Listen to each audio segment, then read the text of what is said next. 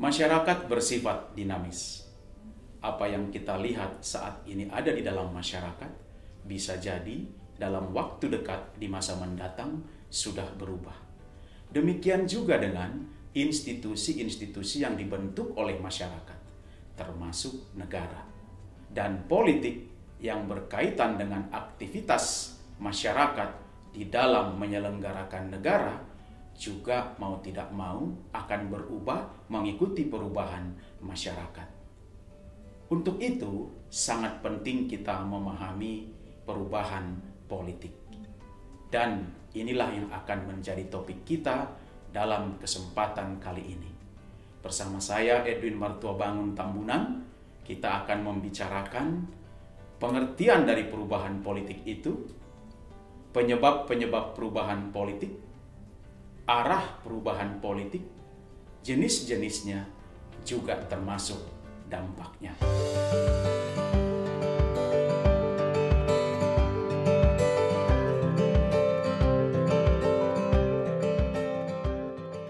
Mari kita awali pembicaraan kita tentang perubahan politik dengan memahami apa yang dimaksud dengan perubahan politik itu sendiri. Perubahan politik adalah sebuah proses. Proses untuk mendorong institusi-institusi politik, fungsi-fungsinya, proses politik maupun masyarakat yang berhubungan atau terlibat di dalam ketiganya untuk beralih dari bentuk lama ke bentuk baru. Biasanya perubahan politik itu dipahami secara positif di dalam pengertian proses untuk mendorong institusi-institusi politik, fungsi-fungsinya, proses politik maupun masyarakat yang berhubungan atau terlibat di dalam ketiganya untuk berkembang sehingga kemudian dapat bekerja dengan baik di dalam mencapai tujuan-tujuan negara yang diinginkan oleh masyarakat yang membentuknya. Ada sejumlah aspek yang menjadi perhatian utama ketika masyarakat atau warga negara di dalam suatu negara atau pemerintah di dalam suatu negara hendak melakukan perubahan politik. Perubahan itu bisa diarahkan kepada institusi-institusi politik. Bisa juga diarahkan kepada fungsi-fungsi dari institusi-institusi politik yang ada. Objek perubahan juga bisa menyangkut proses politik terkait dengan hubungan di antara institusi-institusi politik yang ada. Kemudian, perubahan politik juga bisa menyangkut prosedur dan regulasi. Bisa terkait dengan konstitusi, hukum dan perundang-undangan yang diturunkan dari konstitusi. Perubahan politik juga bisa menyangkut kebijakan-kebijakan yang dihasilkan oleh pemerintah. Apabila kebijakan sebelumnya dianggap tidak berhasil atau tidak efektif, maka kebijakan tersebut akan diubah supaya bisa lebih optimal mencapai tujuan dari kebijakan itu. Perubahan juga bisa terkait dengan budaya dan partisipasi politik. Perubahan itu dimaksudkan untuk mengubah orientasi dan sikap dari warga negara terhadap politik. Juga dimaksudkan untuk mendorong atau memperluas keterlibatan mereka di dalam politik. Perubahan politik juga bisa menyangkut norma dan etika. Di dalam hal ini, yang menjadi objek perubahan adalah aturan-aturan, tata laksana, atau etika yang dikembangkan supaya hubungan di antara warga negara, hubungan antar warga negara dengan pemerintah, dan hubungan di antara institusi-institusi pemerintah bisa berlangsung dengan baik. Di luar hal-hal umum yang telah disampaikan tadi, secara khusus objek perubahan politik biasanya terkait dengan struktur kekuasaan. Bagaimana pengaruh infrastruktur dan suprastruktur di dalam proses kebijakan. Terkait dengan infrastruktur, objek perubahan adalah apakah akan memperluas pengaruh dari institusi-institusi di tingkat infra seperti kelompok kepentingan, gerakan sosial, partai politik, atau mau mengurangi pengaruh dari institusi-institusi tersebut. Atau perubahan itu juga bisa terkait dengan institusi mana saja yang diberi kesempatan untuk terlibat di dalam proses pembuatan kebijakan. Perubahan yang terkait dengan suprastruktur biasanya menyangkut distribusi dan pelaksanaan kekuasaan oleh lembaga-lembaga negara. Di sini biasanya yang menjadi objek perhatian untuk perubahan adalah dimensi kekuasaan, pelaksanaan kekuasaan, dan intensitas kekuasaan. Apa yang dimaksud dengan dimensi kekuasaan?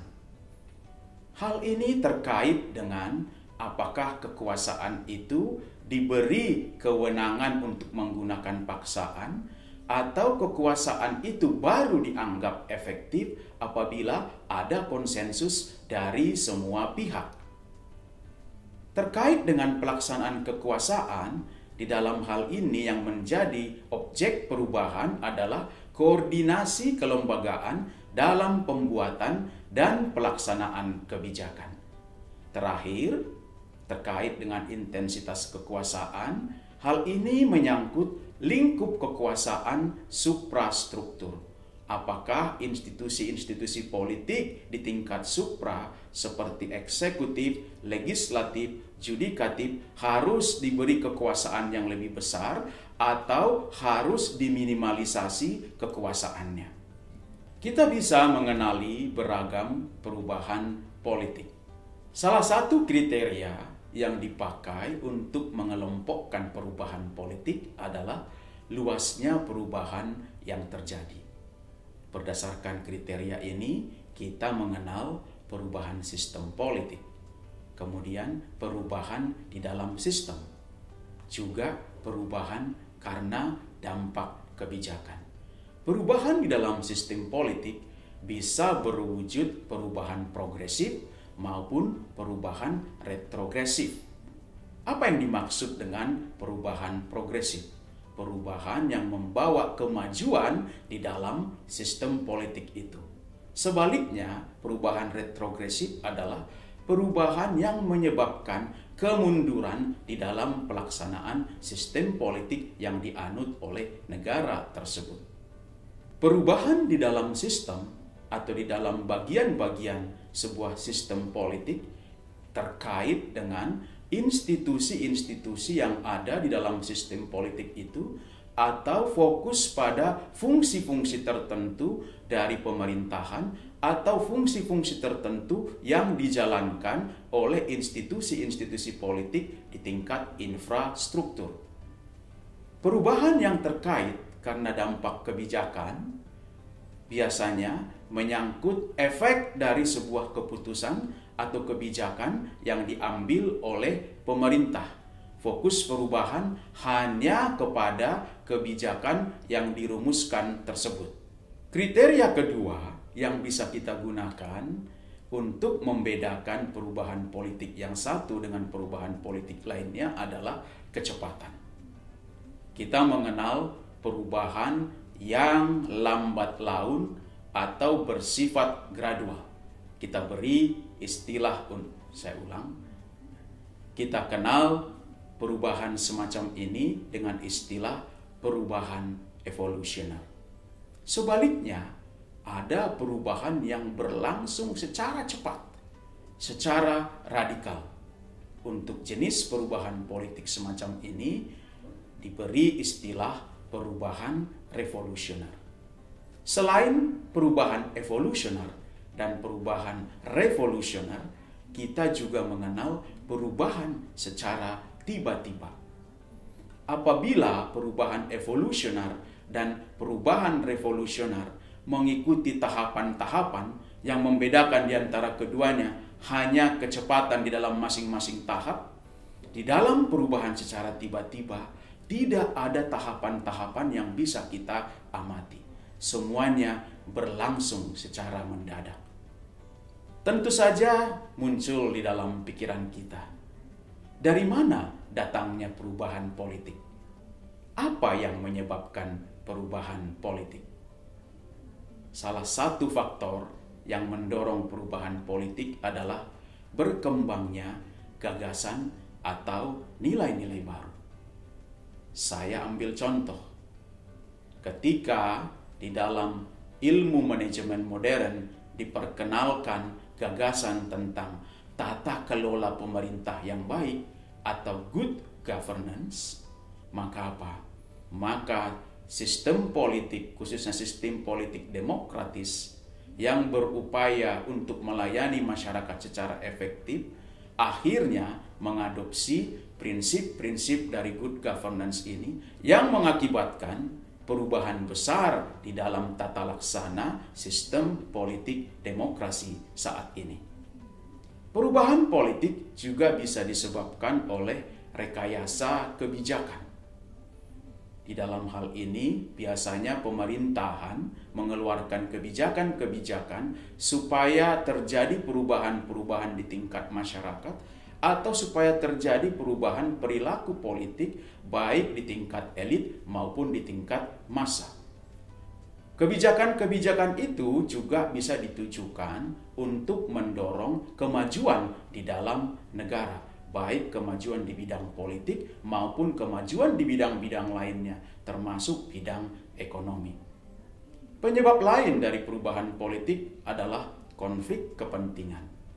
Ketika terjadi masalah hubungan di antara institusi-institusi politik dan kepentingan-kepentingan mereka yang berbeda tidak bisa diakomodasi dengan baik, maka pada titik ini diperlukan perubahan politik supaya melalui perubahan itu hubungan di antara institusi-institusi politik yang ada kembali normal seperti biasanya.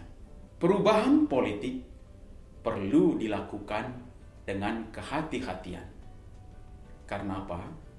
Karena perubahan politik bisa berakibat negatif, meskipun perubahan politik diharapkan berefek positif. Apabila perubahan politik tidak dikelola dengan baik, sebuah negara bisa terancam terpecah. Sebaliknya, apabila dikelola dengan baik, sistem politik itu bisa semakin terkonsolidasi. Perubahan politik juga bisa mengakibatkan disintegrasi apabila pihak-pihak, kelompok-kelompok atau masyarakat tidak siap dengan perubahan yang sedang dilakukan. Penolakan, resistensi akan menyebabkan negara itu mengalami disintegrasi. Namun apabila perubahan politik itu dikelola dengan hati-hati, perubahan-perubahan yang terjadi selain mendorong konsolidasi bisa juga memperkuat integrasi di dalam negara itu. Perubahan politik yang dilakukan secara serampangan, sama sekali tanpa kehati-hatian, bisa menjerumuskan negara itu di dalam konflik. Namun apabila dikelola dengan sangat hati-hati, sistem politik itu justru akan berubah menjadi sistem politik yang harmonis, di mana hubungan-hubungan di antara para pihak yang terlibat dalam politik di dalam sistem politik itu menjadi selaras, serasi, dan harmonis. Baru saja kita mendiskusikan tentang perubahan politik. Sebuah topik yang sangat penting bagi kita, karena dengan memahami perubahan politik, kita bisa dengan kritis dan cermat mengamati perubahan-perubahan yang sedang terjadi di sekitar kita, khususnya perubahan-perubahan yang terjadi di negara kita. Bersama saya, Edwin Martobangun Tambunan, sampai bertemu di topik berikutnya.